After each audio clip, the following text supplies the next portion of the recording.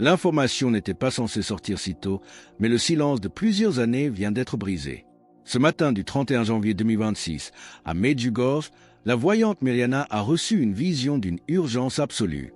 Il ne s'agit pas d'un énième appel symbolique à la prière, mais d'un avertissement précis et terrifiant lié à ce qui va se produire dans les heures et les jours à venir.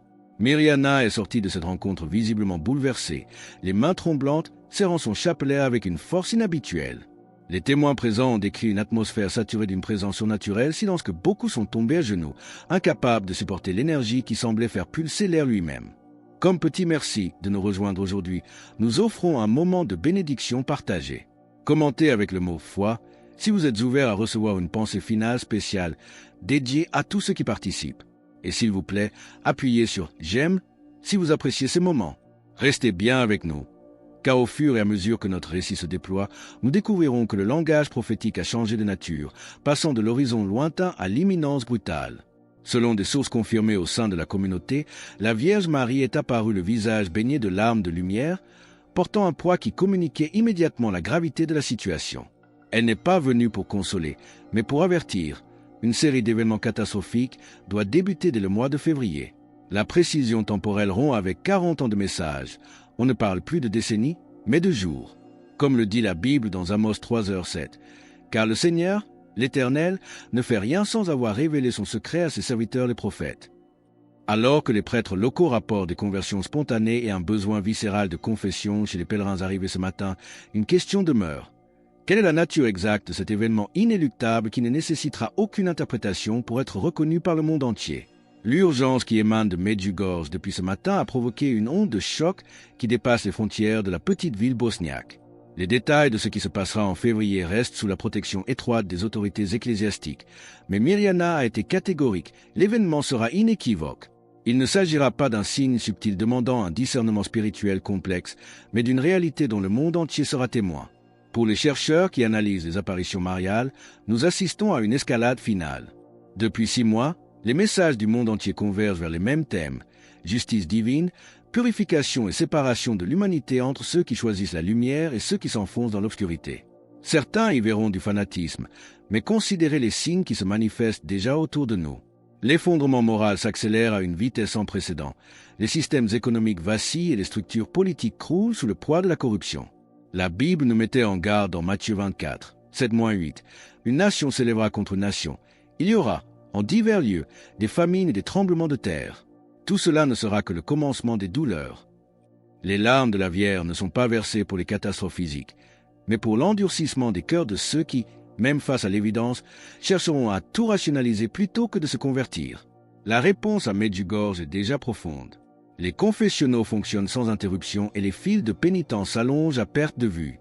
Ce n'est pas la dévotion habituelle d'une religion confortable, c'est une préparation spirituelle pour la bataille. L'atmosphère est devenue presque militaire dans sa concentration. Les croyants du monde entier ressentent cette pression atmosphérique spirituelle, ce calme étrange qui précède les grandes tempêtes. Alors que les informations circulent de manière organique sur les réseaux sociaux malgré le silence des grands médias, une anomalie inquiétante attire l'attention des experts. Pourquoi les marchés financiers mondiaux montrent-ils une volatilité inexplicable depuis 72 heures? Et quel est le lien entre ces algorithmes qui s'affolent et l'avertissement de Mirjana sur les événements de février? Pendant que le monde spirituel s'agite, une anomalie plus matérielle commence à inquiéter les experts. Les marchés financiers mondiaux y affichent une volatilité que même les algorithmes les plus sophistiqués ne parviennent pas à expliquer. Depuis 72 heures, les bourses ronronnent d'une énergie nerveuse, signalant des mouvements de capitaux massifs et irrationnels. En parallèle, des agences de renseignement militaire sur plusieurs continents auraient détecté des perturbations électromagnétiques concentrées, avec un point de convergence récurrent dans les données, Medjugorje. Ce n'est plus seulement une affaire de foi, c'est une réalité qui commence à perturber les systèmes sur lesquels repose notre civilisation. Si cette atmosphère de préparation résonne en vous et que vous ressentez le besoin de fortifier votre esprit, partagez le mot « paix » dans les commentaires. C'est une manière d'unir nos intentions face à l'incertitude qui grandit à l'approche de février. Dans les villes, une intuition collective semble s'être activée. Les commerces signalent des achats délibérés de biens de première nécessité, non pas dans un chaos de panique, mais avec une discipline silencieuse. Plus frappant encore, les fournisseurs d'objets religieux sont en rupture de stock. Chapelets, bougies bénies et eau sainte sont commandés avec des semaines de retard.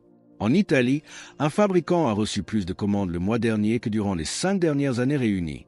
Le peuple de Dieu s'arme pour une bataille qui ne se jouera pas avec de l'acier, mais avec la grâce. La Bible nous avertit dans Éphésiens 6h12, « Car nous n'avons pas à lutter contre la chair et le sang, mais contre les dominations, contre les autorités, contre les esprits méchants dans les lieux célestes. » Ce contraste entre la préparation fébrile des uns et l'indifférence totale des autres devient saisissant. Alors que des millions de personnes continuent de vivre comme si la normalité était éternelle, ceux qui se sont consacrés au cœur immaculé décrivent une paix intérieure profonde, une clarté qui transperce le brouillard des distractions quotidiennes. Ils ne sont pas résignés, ils sont prêts. Mais pourquoi ce mois de février est-il si crucial dans l'histoire de la salvation? Et quelle forme pourrait prendre cette purification que beaucoup craignent mais que le ciel présente comme une médecine nécessaire pour guérir une humanité mourante? Le choix du mois de février pour le déclenchement de ces événements n'est pas anodin dans la géographie sacrée du temps. Historiquement, ce mois marque souvent la transition entre la dormance de l'hiver et l'éveil du printemps, une période de purification où la mort laisse place à une vie nouvelle. Les prêtres de Medjugorje voient dans cet avertissement l'application d'un principe divin. La mort précède la résurrection. Le message du 31 janvier souligne que ce qui arrive n'est pas une fin, mais un passage nécessaire. Comme l'or qui doit passer par le feu pour être purifié, l'humanité est sur le point d'entrer dans un creuset spirituel destiné à brûler les scories de l'orgueil et de l'indifférence. Si vous souhaitez affirmer votre volonté de rester debout dans cette lumière, écrivez « Amen » ci-dessous. Ce geste simple témoigne de votre engagement à ne pas laisser la peur paralyser votre cœur alors que les structures du monde vacillent. La nature de la catastrophe imminente reste l'objet de toutes les spéculations. S'agira-t-il d'un effondrement financier qui nous dépouillera de notre fausse sécurité matérielle, d'une panne technologique majeure révélant notre dépendance à des réseaux fragiles, ou d'un événement naturel rappelant à l'humanité sa vulnérabilité intrinsèque? La Bible nous prévient dans l'Évangile selon Luc 21, 25-26. Il y aura des signes dans le soleil, dans la lune et dans les étoiles, les hommes rendant l'âme de terreur dans l'attente de ce qui surviendra pour la terre. Pourtant, l'insistance de la Vierge sur la préparation intérieure suggère que l'événement physique ne sera que le catalyseur d'une transformation bien plus profonde. Imaginez la force de ce contraste. Tandis que les lieux de divertissement restent pleins et que les réseaux sociaux débordent de futilité, une armée silencieuse de secouristes spirituels se tient prête. Ils ont compris que la normalité est une illusion protectrice que nous avons construite pour éviter de dépendre de la providence. Mais quand les appuis humains s'effondrent, que reste-t-il? Les voyants de Medjugorje portent cette connaissance depuis des décennies avec une normalité déconcertante, mais l'urgence qu'ils manifestent aujourd'hui montre que le temps des hypothèses est révolu. Alors que les heures s'écoulent vers le premier jour de février, une question fondamentale se pose. Comment se fait-il que les enfants semblent naviguer dans cette transition avec plus de facilité que les adultes? Et quel secret leur innocence détient-elle pour affronter ce que les esprits les plus brillants redoutent? L'un des phénomènes les plus troublants observés à l'approche de ce mois de février est la réaction des enfants. Tandis que les adultes s'enlisent dans des analyses géopolitiques ou des angoisses théologiques complexes, les plus jeunes manifestent une intuition spirituelle d'une clarté désarmante. Dans les foyers où la prière a repris sa place, les parents rapportent que leurs enfants semblent naviguer dans cette transition sans aucune peur, comme s'ils étaient déjà familiers avec la lumière qui s'apprête à percer l'obscurité. Leur manque de défense sophistiquée, qui passe souvent pour de la fragilité, devient en réalité leur plus grand avantage. Ce contraste illustre parfaitement une vérité spirituelle fondamentale. L'orgueil intellectuel est souvent le plus grand obstacle à la grâce. La Bible nous le rappelle avec force dans Matthieu 18h3. « Je vous le dis en vérité, si vous ne vous convertissez et si vous ne devenez comme les petits-enfants, vous n'entrerez pas dans le royaume des cieux. » Là où l'adulte cherche des garanties et des preuves scientifiques avant de s'engager, l'enfant reconnaît instinctivement la voix de la mère. Cette simplicité leur permet de recevoir la paix surnaturelle promise, alors que les esprits les plus brillants s'épuisent dans une vaine résistance contre l'inévitable. La préparation demandée par la Vierge Marie ne requiert aucune connaissance secrète ni aucune logistique complexe. Elle se résume à des actes d'une simplicité presque déconcertante, le chapelet, le jeûne et la confession. Pour l'esprit moderne, habitué à des solutions technologiques pour des problèmes graves, ces moyens paraissent dérisoires face à une catastrophe planétaire. Pourtant, c'est précisément dans ce dépouillement que réside la force. En nous demandant de revenir à l'essentiel, le ciel nous prépare à un monde où les béquilles matérielles ne seront plus d'aucun secours. Cependant, un avertissement subsiste pour ceux qui pensent que la simple pratique religieuse extérieure suffit. Pourquoi certains fidèles réguliers ressentent-ils une terreur grandissante, tandis que des personnes éloignées de l'Église depuis des années vivent un réveil soudain et paisible? Quelle est cette pesée des cœurs qui semble déjà avoir commencé dans le secret des consciences avant même que le premier événement de février ne frappe?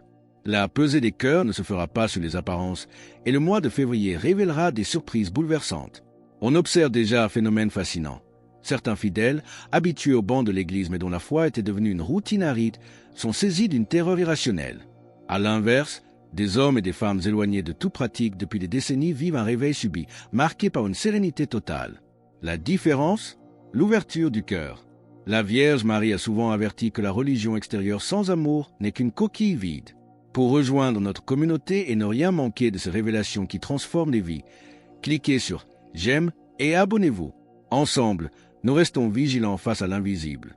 Le message du 31 janvier a agi comme un scanner spirituel. Il expose les intentions cachées et les fausses sécurités. Beaucoup de ceux qui se croyaient prêts découvrent qu'ils comptaient sur leur propre vertu plutôt que sur la miséricorde divine. La Bible est claire à ce sujet dans 1 Samuel 16h7.